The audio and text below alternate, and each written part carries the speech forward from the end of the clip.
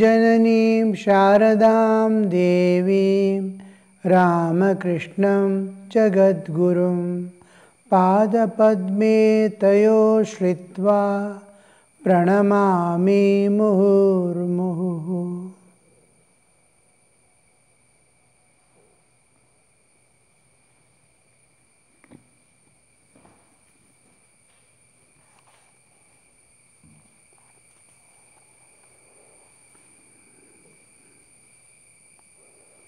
August 9 now, we are entering into the next chapter, chapter 13, The Master and M. August 19, 1883. It was Sunday, the first day after the full moon, Purnima, next day. Sri Ramakrishna was resting after his noon meal. The midday offering had been made in the temples, and the temple doors were closed. In the early afternoon, the master sat up on the small couch in his room. M prostrated before him and sat on the floor. The master was talking to him on the philosophy of Vedanta. Vedanta is the end portion of the Vedas. Vedas consist of the three important divisions, the Karma Kanda, Upasana Kanda and Jnana Kanda. Karma Kanda is the early part of human life and existence, where he is after the material needs of his life and existence. And second stage of human life is middle age is coming. It is the prelude of the old age. It's the appearance of the old age. Now he is not able to know what all he needs in life he has already acquired. And he has gone through all the experiences of the world, he needs no more. Now, his whole interest is how to transcend all this and go beyond. The extremely worldly people are attached to the world. What Sri Ramakrishna uses the term Kamini Kanchana, will never find that awareness that he has to transcend and go. He needs all the freedom, that mukti from the nature. Nature is binding, he doesn't feel.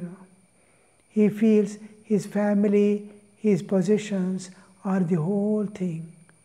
And then he wants to continue as if he is not remembering the death with which the whole thing is going to be crashed down. And alone that soul travels to the next body with the old samskaras and karmas carrying, it's going. It doesn't understand. It has to end now. All relationships are going to suddenly disappear. Just like we sleep. When we sleep, all relations disappear. All possessions disappear. This world disappears. Like that at the time of death, it's going to disappear. He doesn't understand. So he thinks as if it's going to continue forever. And then because of the attachment, his eyes are blinded by his attachments and is not able to see the reality. So he clings to that till the last and dies without any attainments. A few who are awake to because the Vedas, in the Vedic time, the times were different. About 60% of the Indians in this land, in the sacred land, was realized soul, enlightened soul. The Buddhas, all are like Buddhas, who has reached the Nirvana. And others were ready to accept and to go in that path. So as soon as the basic needs are finished and minimum experience of the world and its transitoriness is clearly visible, oh, all this is passing show. I have to go beyond. When it comes to his mind, the middle part of the life is supposed to be given to worship of the deity with whom he has intimate contact because of the same nature. Whatever is my nature, if my nature is to love, I seek the Devata who is of love. If my tendency or my nature is to hold on to Jnana, I will take the Jnana Patha, and particularly deity who is pertaining to it, I start loving. Similarly, each aspect of divine, I have a deity with which I can intimately have contact. It is same. In and through that Devata, I am trying to link myself to the absolute existence, Ananta Sachidananda Sagara, in which universe appears and disappears. I want to come in contact with that. That is my source. I want to go back to my eternal freedom. I want to go back home. So only thing is accessible that is not accessible, because we are in the realm of time and space. Time and space and causation is the relative existence. I am in the relative existence, that is absolute existence. I am in the Vishwa, and Brahman is beyond, the transcendental and the relative. So I can have no access to that. I am in waking state, I have no access to my dream state. I can exist in one of the awarenesses. I can be in waking state or dream state or deep sleep. I cannot experience all the three at a time. Like that, being in the universe, I cannot have the access to the other higher existence. I have to transcend this and go beyond. So this is what is available to me. A rope has been let, to which I can hold on, and it's going to pull me out. That is the Devata. So Devata is there, and then I am trying to hold on to that, and in and through I am going to trying to penetrate through that and see the beyond. I am seeing each time, oh, he is the supreme, he is the ultimate. That Devata with name, form, qualities, nama, rupa, guna, all these are there, but Nirguna Nirakara is behind. The Saguna, it has come in the form of Saguna Sakara for my sake. I am trying to hold on to that, but each time I should not miss. That has become this to take me to that. That aspect, oh, this Ananta Sachidananda Sagara is there. This deity I am worshipping Durga, I am worshipping Shiva, I am worshipping Narayana.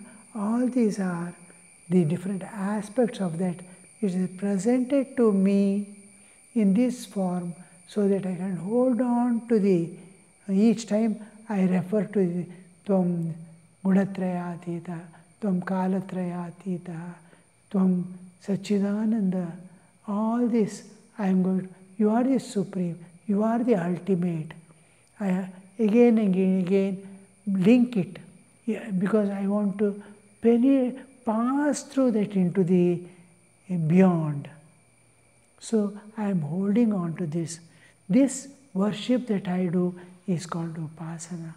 Upasana consists of 3 to 5 aspects. One is the Prarthana, Manasa Puja, Japa, Dhyana, Atma Samarpana. With these 5 I approach. This is one part of the Upasana, but your life is there in the world. Try to see the Divine Mother everywhere. She has become the power of the Chaitanya, Ananta Satchidananda Sagara, Satchidananda and Chit Shakti. Chit Shakti has become the universe. Try to see the universe.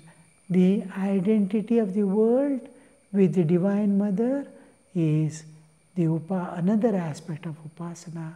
One aspect of Upasana is my identity with the Absolute, which I am going to establish through this deity, Devata. Just like I am going to talk to someone through a mobile. Mobile is my media. This Devata I am holding on is a media which is going to hold me. I am going to hold it, and it is going to take me to the transcendental realm. It is going to take me to the Brahman. The Saguna Sakara is going to take me into the Nirguna Nirakara.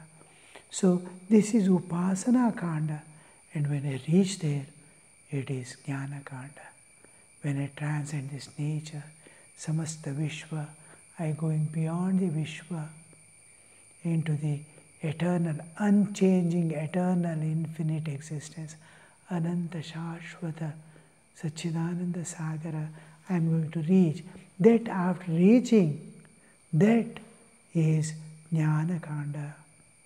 First, how the life ends, you see. Life must end with realization of God and transcendence of this universe. So, Karma Kanda, Upasana Kanda, and Jnana Kanda is given. This Jnana Kanda, which is the ultimate truth, is given as the Vedanta. Sri Ramakrishna is trying to give the philosophy. Master was talking to him on the philosophy of Vedanta. In this term philosophy has entirely different meaning from the Western concept of philosophy. Indian philosophies are exclusively spiritual end. The Western philosophies do not go, in maximum they come to the human existence is the ultimate understanding. When we come to the Greek and Roman philosophies of earlier, Roman Empire ended 476 BC. After that, during that period, up to that period, was the philosophy and understanding. This philosophy as human as the whole object of analysis and seeing. Life of a human. It is no reference to spiritual existence. Some words like divinity is used, but it is a relative term and not an absolute term like Indian. Spirituality and divinity is used, but it is relative. It is one of the other things are there.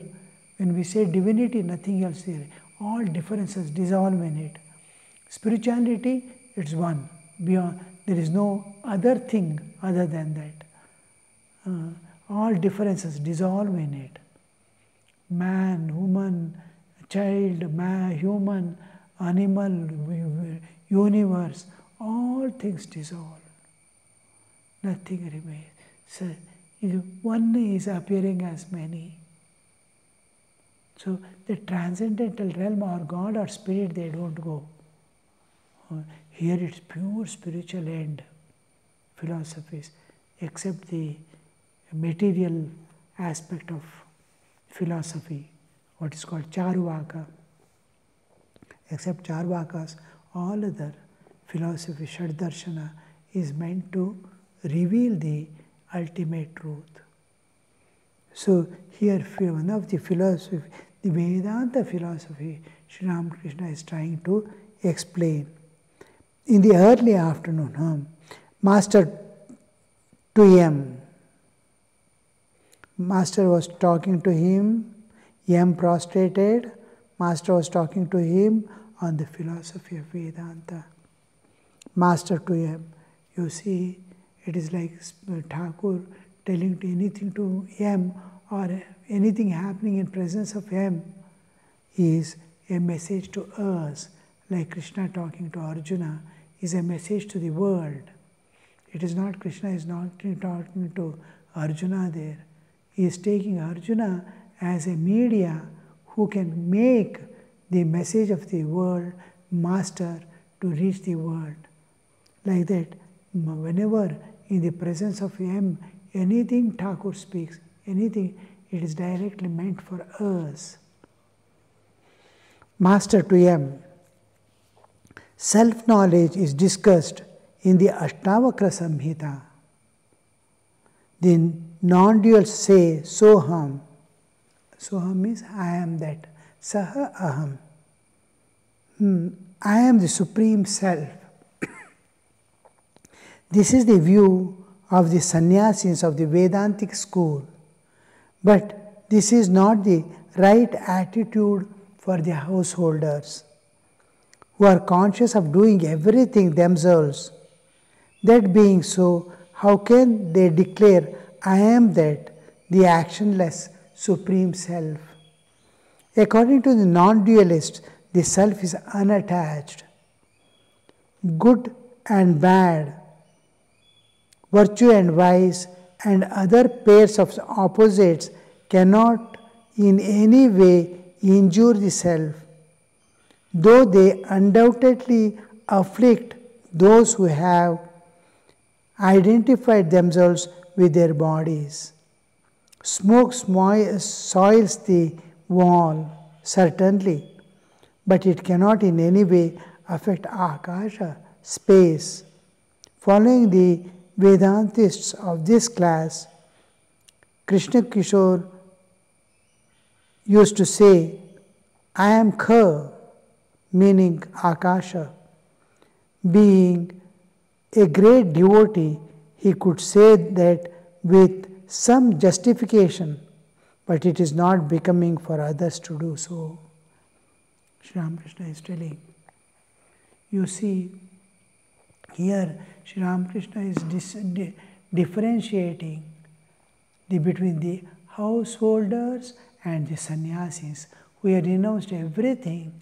He has a right, and it is his path to know the Self, Atma Jnana, and go on contemplating as Atma and building up the identity.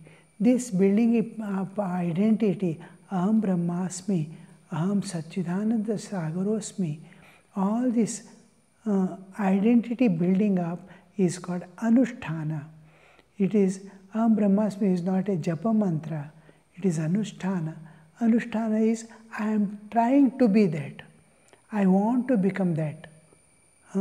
How I am that? I am trying to identify. Going on identifying, am I this body? Why, when I sleep, how do I forget this body? Am I this mind? How does the dream end? All this one by one layer I am going to identify. I am not this. I am not this. Neti, neti, neti. This is not Brahman. Where there is duality is there, it cannot be Brahman. So many things are there, it cannot be Brahman. This body cannot be Brahman because it is limited. Brahman is unlimited. So, leaving one by one layer, he tries to identify himself with the reality. Similarly, he tries to identify himself with the transcendental aspect. So, he goes on identifying, and what body demands, any type of enjoyment, comforts, all this he gives up. Oh, I am not, body doesn't. Pain is there. He doesn't bother.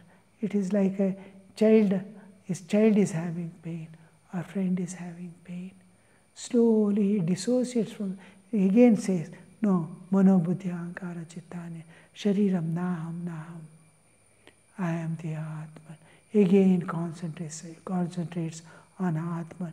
what all can bind, what all can make me identify with a thing. I dissociate, I get rid of it, I am avoiding, I am trying to drop it away from my awareness. I am not holding on to anything. So here we again and I want some food to keep the body alive because I have to realize God. I don't have preferences for taste. I don't have preferences for this one. I am ready to sit.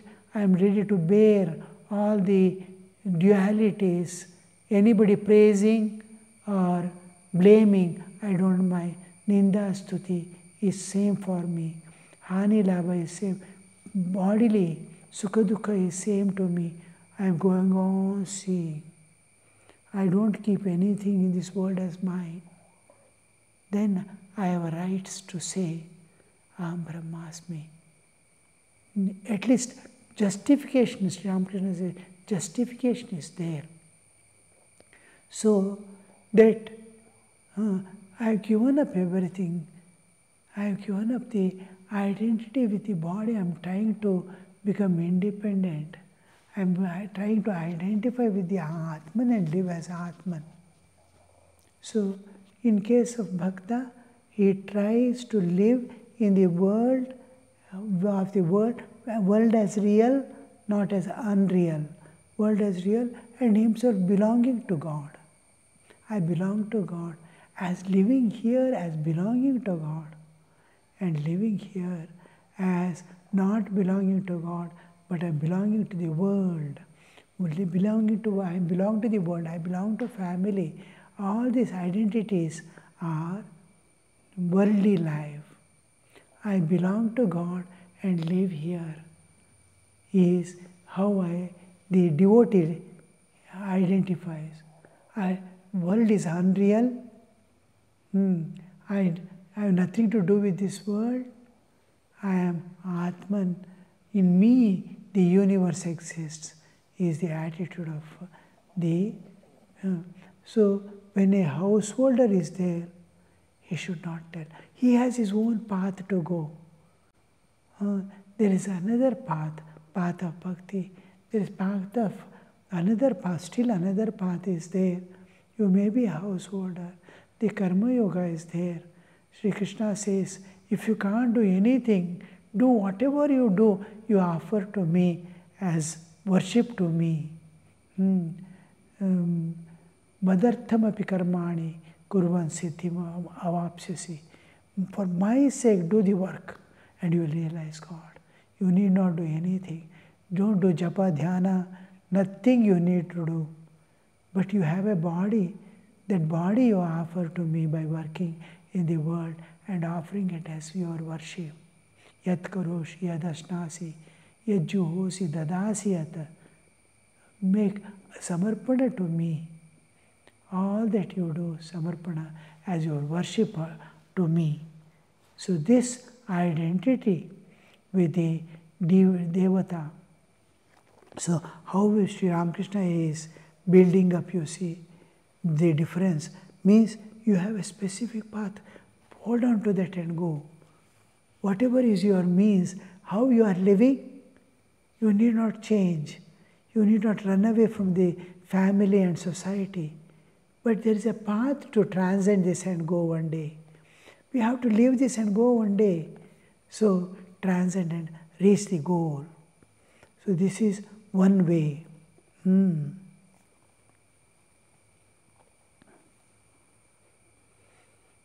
But to feel that, here Sri Ramakrishna is telling about a devotee following the Vedantas of this class.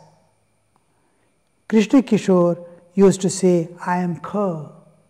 Kha means space, Akasha, meaning Akasha. Akasha is a special feature. It gives room for all to exist. It has given place for fire, water and everything. It gives place for everything to exist, but not affected by that, nor it interferes in its working. It never asks fire to burn. Fire burns, but it cannot burn Akasha, space. Space has given place for it to stay, but it cannot burn space. It burns everything, but it cannot burn space. How beautiful you see Akasha. That's why Holy Mother is compared to Akasha. Akashameva nirlipta. She is free from lepana. So that identity, this Akash is to say, I may be anywhere, I may have anything in my this one. I am Akasha. He is to identify with Ka.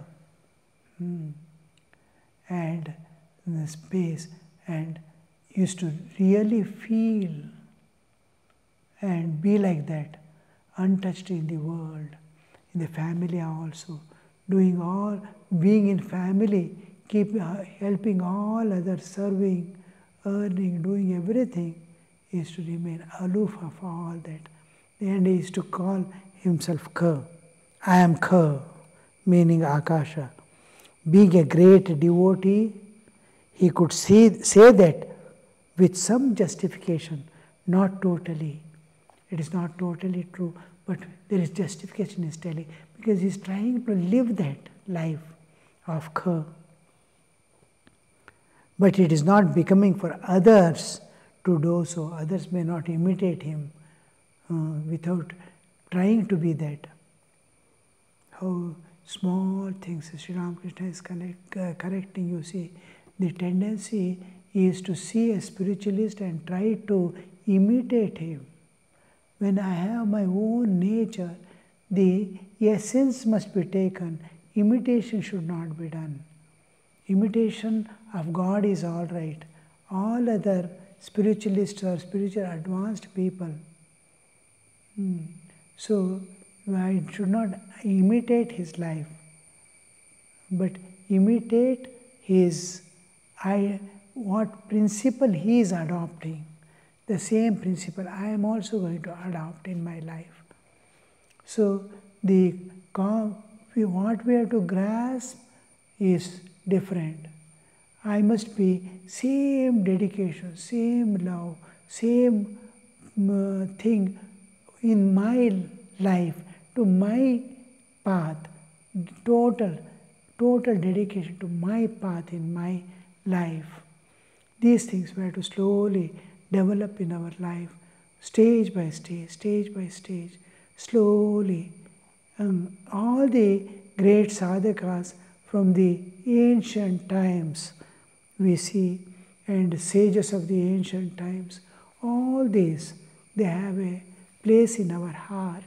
They have prayed for us, they have given the path, and along that we will be moving.